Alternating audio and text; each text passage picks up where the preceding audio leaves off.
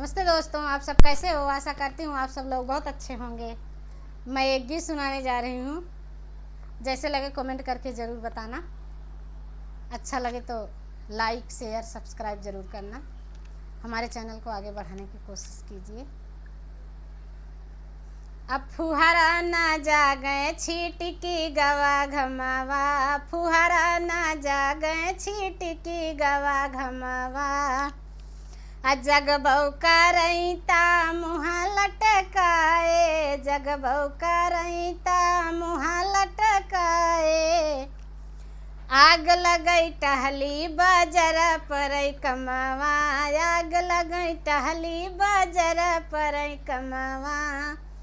फुहारा न जागे छीटकी गवा घमावा, फुहारा न जागे छीटकी गवा घमावा।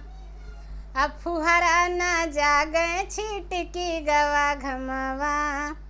अंगना बहारई भीतरिया बहारई, अंगना बहारई भीतरिया बहारई।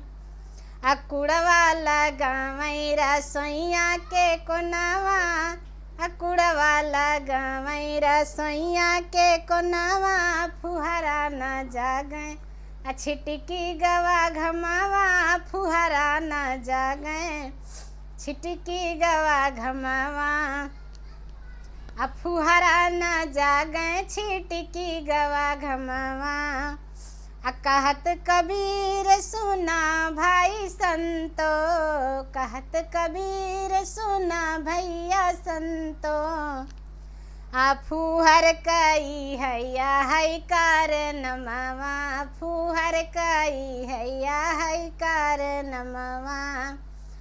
फुहारा न जागे छीटकी गवा घमावा, फुहारा न जागे छीटकी गवा घमावा।